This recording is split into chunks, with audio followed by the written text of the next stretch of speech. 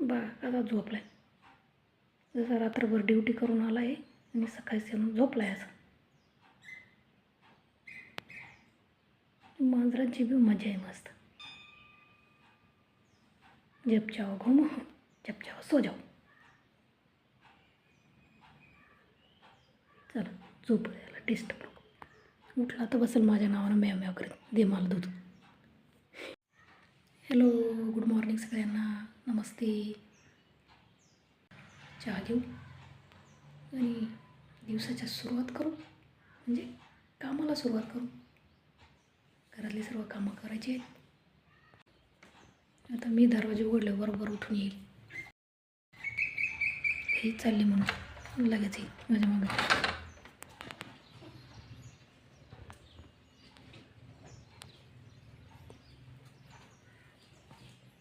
तोंड धुवायचं काम चालू आहे. तोंड धुवायचं काम चालू आहे. चल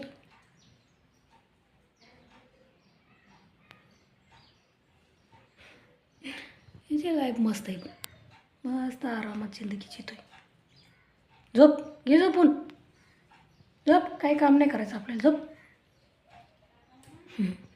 येईल माझ्या मागे लगेच उठून मी गेल्यावर.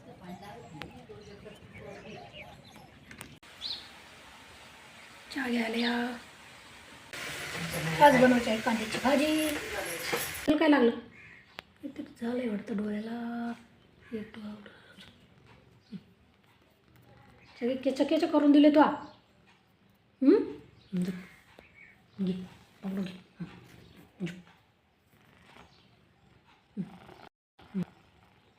झोप.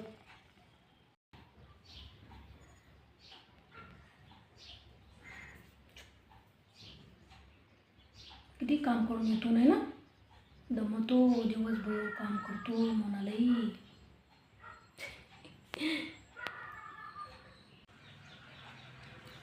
काय कंपनी आणायची? तुला बांधून टाकलं ना, जाऊन नाही द्यायचं मळ्यात. एकच रक्क एकच काय पाहिजे, खराब वाटते.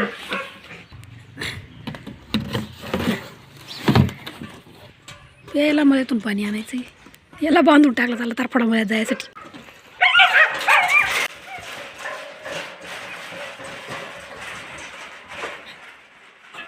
त्याला तरफडायचं जायसाठी. का रे चुबास गपऱ्या. चला काय बस इथं. काय मळ्यात जाऊन तिथं पाणी नाही, रिकामं पाण्यासाठी थाकाथाक करते. ऊन पडायला लागला आता. जाऊन तिथं थोडीशी मका आहे ती तुडून टाकी द्या. जाण्यासाठी तारपडा. कोको चप. हरभरी भिजत घातली, ती वाहत घालायची.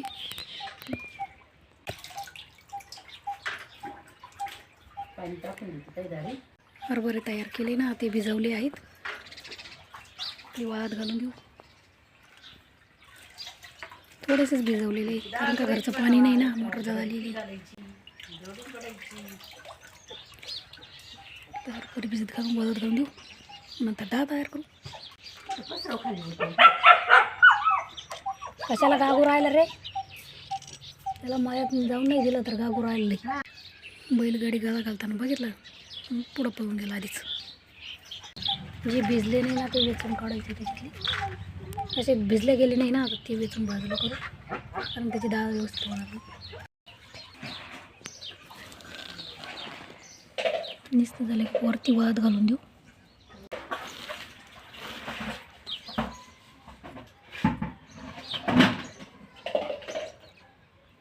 कचरं घाण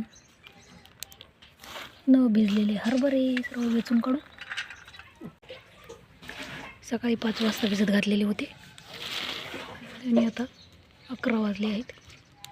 ते उपसून घेतले, वाळत घालून द्यायचे आहेत. गावठी हरभऱ्यांना जास्त टाईम लागतो भिजायला. या हरभऱ्यांना गावठी जास्त टाईम लागत नाही. भिजलेले हरभरे वाळत घातलेले आहेत पत्ता करून. हे कालची वाळत घातलेली आहेत आणि ते त्याच्या आगल्या दिवशी परवाच्या दिवशी वाळत घातलेली आहेत.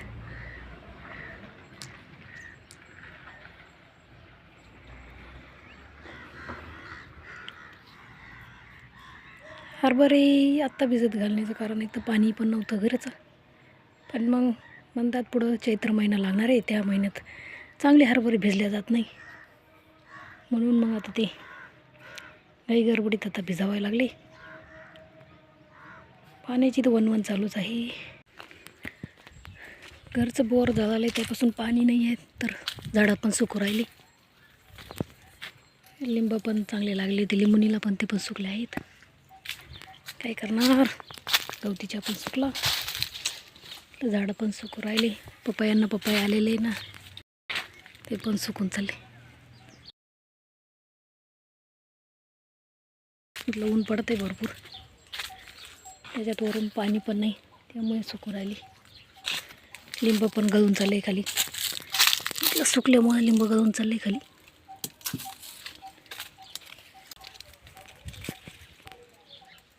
बाकीचे फुलांचे छोटे मोठे झाड आहेत त्यांना टाकून देतो, खराब धुण्याचं पाणी वगैरे निघलेलं.